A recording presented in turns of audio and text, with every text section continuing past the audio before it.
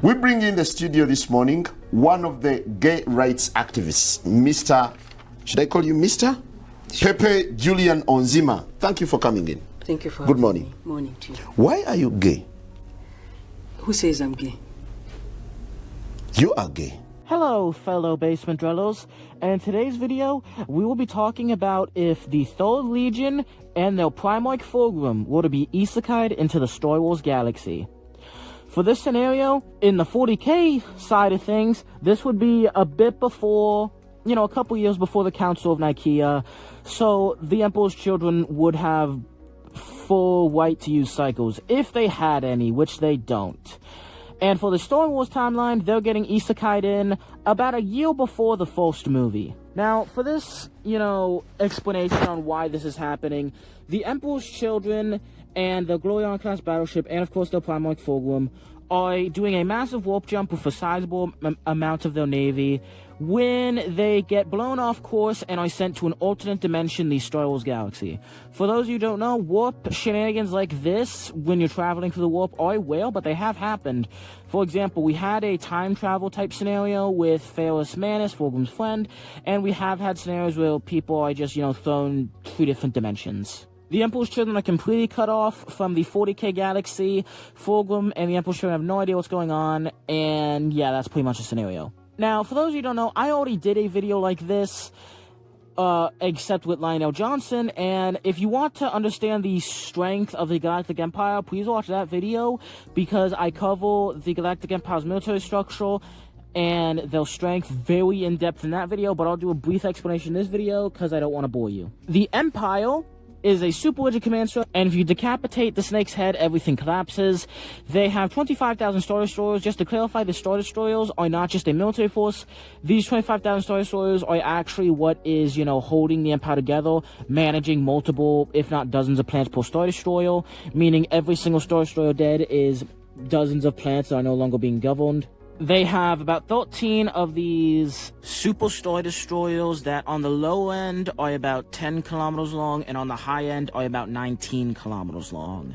Just to clarify, the average Gloriana-class battleship in the Imperium, which is also the flagship of the Emperor's Children, this particular Gloriana-class battleship being known as the Pride of the Emperor. The Pride of the Emperor is roughly 20 to 22 kilometers long. The average Glorion-class battleship is about 20 kilometers to 30 kilometers long. But I do believe that 22 kilometers is about the size of this. Shielding, Star Wars use generic shields, while 40k uses shields that pretty much act as a teleporter to the warp, but you can overwhelm both shield types. And the Emperor's Children have a smaller navy and smaller ship than the Dark Angels, and a significantly smaller Space Marine force of only about 113,000 standard Legion size, as opposed to Dark Angels, which is over 200,000. They also possess no Librarius, and way less super weapons, only carrying a handful of cyclonic torpedoes and a few barrels of Osfex, so they could probably only destroy a handful of planets if they wanted to. Okay, with that brief explanation out of the way, let's get into this. Fulgrim spawns in the Outer Rim. Now, to clarify, the Outer Rim really is barely controlled by the Empire. They only occasionally have a handful of small vessels patrolling the area. So, the Emperor's Children, are travel around until eventually coming across a Star Destroyer. Now, at first they tried to make contact with Star Destroyer just to, be shot at. The Emperor's Children then blow up the Star Destroyer's thrusters before then boarding the ship and pretty much not killing anybody besides, stormtroopers that were shooting at them. Even the Moffs on the ship, the guys in charge, are spared by Fulgrim. But Fulgrim realizes that he's way, way far from home, and realizes that this is an enemy empire, and with no way home, he sets out to conquer this empire. Now, Fulgrim does realize that if he actually goes to fight the Empire head-on, he's gonna get blown the F up immediately. So, he decides that he's going to have to fight more of a guerrilla war, or try to cause a civil war. Simply because Fulgrim is a smart commander, and even though he's not the best commander among the Primarchs or the brightest, he still realized that without supply lines, without reinforcements, if he fights the Empire, he's cooked. So he sets out and he begins to make contact with Rebel Group. So he meets up with the main Rebel Group, including Leia and, everyone else. And I want to clarify something. Primarchs have this ability called, their aura, and it's pretty much a commanding and destiny, defining ability. Fulgrim has a primary aura so strong that normal humans will straight up start bowing, kneeling, and crying in his presence because of his beauty. Fulgrim really enjoys this. And so I imagine he's going to very, very, very quickly, in like a day, take charge of the Rebel forces. Especially given that even though he's a pretty bad commando compared to his brothers. Do keep in mind, this is, before Fulgrim picked up the Leo Blade. And, all that shenanigans. So this is still the honorable kind Fulgrim. So even though he's not as good a commando, he's still a wonderful leader of men. And again, he's not a good commando compared to the Primaries, compared to anyone in charge of the Rebel Alliance. And the Rebel Alliance had some very, intelligent, guys. He's still going to outclass them, and so he's going to lead them more effectively. He's still, for his plan of, Leia sneaking on to... Leia acting as a spy in order to get information of the Death Star. Because, and after Fulgrim finds out Death Star, at first he's thinking he might go up and, blow it up himself, but then he realizes how powerful it is, and that he would most likely get blown out of the sky. So pretty much the story goes, pretty similar, where, Padme gets found out as a spy, we unite with the Rebel Alliance, and, they go up there to fight it. Now, Fulgrim wants to lead from the front, be extra, but he also realizes that the Rebels' plan to, shoot down the shaft of the Death Star is really the best scenario, because if he goes up there with his ship and, showboating, he might just get in the way and look like an idiot. So although Fulgrim definitely does want to showboat and definitely, wants to be the star, he still steps down, allowing the Rebels to, be the stars of the show, simply because he's worried that he'll get blown out of the sky and look stupid. Which would be funny. Anyway, so pretty much the same events happen, Darth Vader survives, the majority of the Empire's government gets wiped out, and the major super weapon gets wiped out. Then after this, the same thing happens where the Rebel Alliance finds out about the new Death Star, the big old battle Death Star. Sidious is there alongside Vader. And you see, in this timeline, they don't really need all the, stuff where they, they use the Ewoks to, help defeat the guards, at the massive, shield away on planet side. They had the massive system on the jungle planet that was shielding the Death Star, because the Death Star wasn't finished yet. In this timeline, Fulgrim just shows up, blows it up, and shows up with his ship, has a massive battle. All the Rebels are there, but similar to all timeline, this was calculated by Palpatine, and a massive force arrives to blow the Rebels and Fulgrim out of the sky. But Fulgrim and the Phoenix Guard, including characters like Eidolon, Lucius, are there, and they enter the Death Star, where Fulgrim, being an extra little guy, goes to 2v1 both Vader and Palpatine. Now, Palpatine very, very much underestimates Fulgrim and sends Vader to fight him, while the Phoenix Guard watch and while Palpatine watches.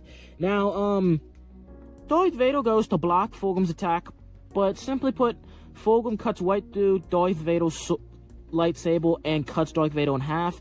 Now, just to clarify why this fight was so one-sided and Fulgrim literally finished it in one side, simply put, lightsabers do take a minute to cut through thicker materials, especially in terms of slashing, so I imagine Fulgrim's armor could resist a slash or two.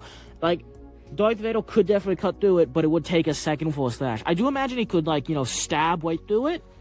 But here's the thing when it comes to power swords being the weapon, Fulgrim and the Phoenix Guard use. Power swords work by having a matter-disrupting field that pretty much pushes molecules apart. So if a lightsaber and a power sword meet, the power sword's going to push the molecules apart, simply cutting right through it. And even though the lightsaber is going to reactivate the second the power sword's, through it, all the way through it, that doesn't matter, because Darth Vader's armor is also just going to get pushed apart. Meaning that Fulgrim's going to literally cut this man's lightsaber and him in half almost immediately. Now, the lightsaber is just going to, power back on, forming a full blade again, but you can't exactly do that with Darth Vader. So all of his organs are spilled out, he's cut in half, he's killed immediately. Maybe you could argue that his rage brings him back to life, but that doesn't really matter with this scenario. Now, Sidious, seeing that his strongest soldier literally just got sliced in half with zero difficulty, he freaks the F out and uses a full-bore force attack on Fulgrim. Fulgrim still orders his Phoenix Guard to wait up because he believes he can still 1v1 Sidious. But what he doesn't know is how much of a powerful, force user Sidious is, and he focuses all of his force power on Fulgrim's neck, snapping his neck, causing his head to rotate 180 degrees. Ending up in the same spot, but Fulgrim is dead, pretty much killed on the spot. Now, Primarchs can endure so much physical damage, but they really do have kind of like weak necks. If you do remove their necks, Ferrus Manus, then they're kind of cooked. So Fulgrim's dead, but the Phoenix Guard crashed the F out, charging him at once. And although Sidious is able to kill dozens of the Phoenix Guard, probably over half of them, once they get their hands on him, he's going to be physically whipped apart. I also do imagine that they would also be using their bolt pistols, which, for those of you who don't know, normal bullets are really effective against lightsaber users, because when they go to cut the bullet in half to deflect it, it simply turns into molten lead and, sprays on their face. Now, Sidious probably didn't know that, so he went to cut one of these bolt pistols in half. So he went to cut one of these bolt rounds in half, simply for it to explode when he did that, making his hands useless. I don't imagine it'll blow his hands up, but it pretty much make it so he can't use any force lightning, force abilities, or even hold lightsaber. So, yeah, he pretty much gets his head caved in by a bunch of angry Space Marines.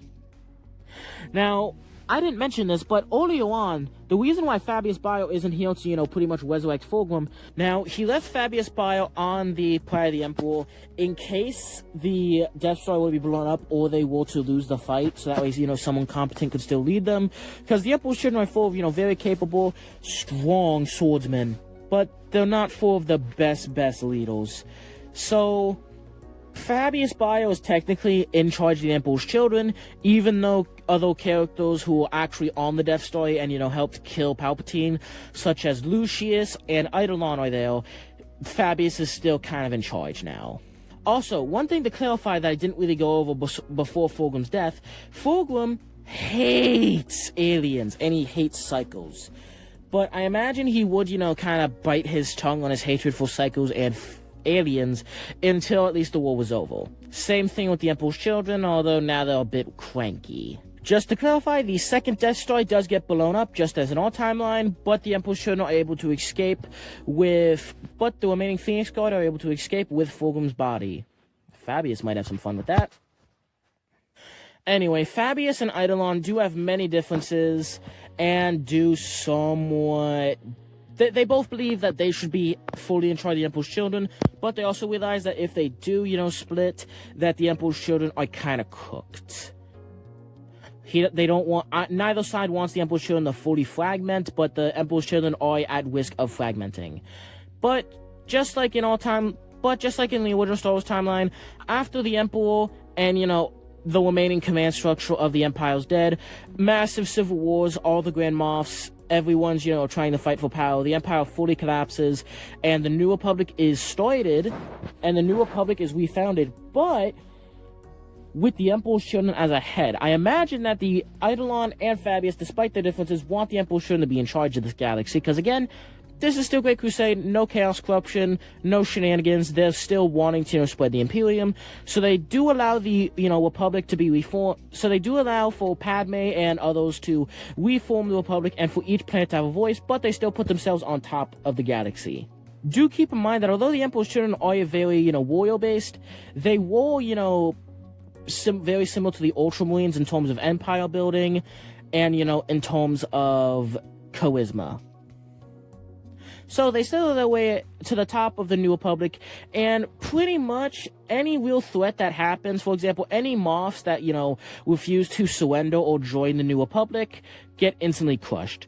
Now, I do want to clarify that many of the ships that, and, crew that was, even, aspects of the Empire are incorporated into the Republic. So, for example, let's say we have a Star Destroyer. The heads of the Star Destroyer, the Moff in charge of the Star Destroyer, surrenders to the New Republic, hands over the keys to a ship, and is pretty much given a cartoonishly, sized bag of money, and, is able to retire, while soldiers who are loyal to the Emperor's children take command of that ship and, act as the New Republic's military. Honestly, when you think about it, the Emperor's children are kind of kind of act like the Jedi, warriors that usher in peace in order to, and also have a lot of political power. Except unlike the Jedi that had a lot of political power, but, weren't exactly calling decisions or on top, these Emperor's Children straight up structured the Empire. These Emperor's Children straight up structured the New Republic to put them on top. Now, Fabius Bile, given pretty much an entire galaxy's resources and worried that because the New Republic is, built with the Emperor's Children on top, that if the Emperor's Children do fragment, then pretty much everything will disintegrate and the entire galaxy will be thrown into war. So the current galaxy is being held together by the Emperor's Children, and the Emperor's Children are being held together by duct tape. So Fabius Bile takes Fulgrim's body and does just what he does in our timeline. Begins to develop cloning technology, although probably even faster than in the 40k timeline, because instead of having to pretty much come up with cloning all by himself, he's able to use much of the Kaminoan's research, and this pretty much accelerates the process of cloning.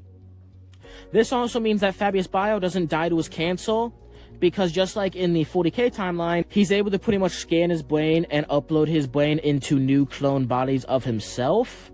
So the blight, for those who don't know, the Emperor's Children pretty much have a genetic host that's literally just cancer, except all the cancer Marines were called except Fabius, who swapped his results with someone else's. So Fabius Bile is able to survive for centuries in the 40k timeline by cloning himself and uploading his consciousness to a new body, but he's able to do the same thing in this timeline because he's, cloning technology. But what's really important is he's able to clone Fulgrim. Now, we've seen Fabius clone multiple Primarchs, although all these Primarchs are imperfect. They're all kind of pathetic compared to the real Primarchs. That's because this actually shines lights on the demigod warp theory, where the Emperor went to, the warp Malek, went to Malek, which was a portal to the warp, and grabbed 20 minor gods and shoved them in the bodies. This actually kind of proves the theory, because Fulgrim's soul returned to his body, and due to this was a perfect clone of Fulgrim that straight up had all the chaos-corrupted Emperor's Children bowing to him and begging for forgiveness. Although, in the 40k timeline, he saw how bad everything was. Fabius saw how bad things were getting and was worried that this clone would not unite the Emperor's Children, but would also fall to chaos. And so he, pretty much traded him to Trades in the Infinite. But in this timeline, the Emperor's Children are not corrupted by chaos, and there's no, chaos in this universe. At least not until the Abaddon episode. And so because of this, Fulgrim, takes control of the new Senate, the Emperor's Children, and begins expanding the military and, the Emperor's Children themselves. And honestly, pretty much the Emperor's Children become the new Jedi. Also, one thing that I kind of thought about while writing for this episode, but I didn't really think about in the line episode, all these ships are eventually going to have to be upgraded with hyperdrives, not the warp drives, because the only way warp, travel is, possible is with the power of, navigators. And the thing is, navigators in the 40k timeline are heavily inbred because there's just not enough of them. It's a bottleneck where there's just not enough of them to have healthy genes, so they have to inbreed. Given that it's only one ship with a navigator, so only like a couple dozen navigators, they're going to be so inbred in a few generations. But navigators do live like 400 years, so I imagine Fulgrim, when he gets back, he's going to install hyperdrive on his ship and is going to pretty much cryo-freeze or, put all the navigators into a stasis field to keep them alive so that way they can eventually go home. But I imagine, the Emperor's Children ship would still be capable of warp travel. They just have to wake up the navigators. I also imagine that Lionel Johnson would do the same thing in my first video. I just didn't really think about this issue beforehand. Now, there's a few things I'd like to clarify for the series. Yes, Fulgrim does get cloned, and Fabius Bile is unable to go like full aboard Joseph Mengele because the Emperor's Children and Fabius are still noble. Well, Fabius isn't really noble, but the Emperor's Children and Fulgrim are still noble. They're not corrupted, so he isn't able to go full Mengele. He can only go a little bit Mengele. Now, I'd like to clarify a few things for this series going forward. First and foremost, the reason there was such a time delay between this and my last series, because I intended for them to be back-to-back, is simply because I was actually reading Angel Exterminatus when I was, making the line episode, so I absolutely hated Fulgrim because Fulgrim was my favorite character, and I wanted nothing more but for Fulgrim to get choke-slammed in the concrete, so I had to chill out a little bit to give Fulgrim, an actual fail story. But I have made a few changes to my series along the way. First of all, if this series does well, I will be doing every single Primarch being isekai in the Star Wars galaxy. And on top of that, I will also do other factions, like if the Custodian 10,000 will isekai'd, if the Tyonids will isekai'd, and if the, Lord Sol Macarius was isekai'd, all sorts of these crazy 40k factions. Of course, Abaddon the Despoiler, and the Black Legion. Alongside the Primarchs, but Chaos Corrupted Primarchs. So what if Chaos Horus, Chaos Mortarion, all these guys will be added alongside and this would be after, the normal Mortarion and whatnot get added. Anyway, so this is a fairly, interesting concept, and on top of doing my 18-part series, well, it's going to be more than 18 parts, because I'll also be doing Custodians and whatnot, I will also be revisiting every single one of these universes to see how they would handle the events that happened in the George Lucas sequel trilogy. I want to clarify, the George Lucas sequel trilogy never actually happened, but there was, a book series about it, and of course comics about it, where, pretty much, the Hutts are regaining a lot of power, the New Republic's, on its feet, trying to do better, and of course, Darth Maul is there, trying to reform the Sith. How would, how would Gilliman, how would, Fulgrim, how would, all these galaxies, ruled underneath, the Primarchs will, even then, would they take over? Would Angron be able to take over? Probably not, I don't know. Anyway, so, I'll be doing a sequel to all of these videos, if these videos do well, where I cover how they handle the George Lucas sequel trilogy, and how they handle the Yuzang Bong invasion. For example, is Lionel Johnson simply going to slap the Yuzang Bong from whence they came? Probably. Is Fulgrim going to be able to do so? Maybe. Anyway, thank you so much for watching this video. If you want this video to get a part 2 eventually, and for, me to cover Porto and, all the other Primarchs, please make sure to like, subscribe, and comment what faction or Primarch you're looking forward to. Thank you so much for watching, and please have a wonderful day. I am not gay. I have relationships with women and sex with men. And I got news for you. That means you're gay.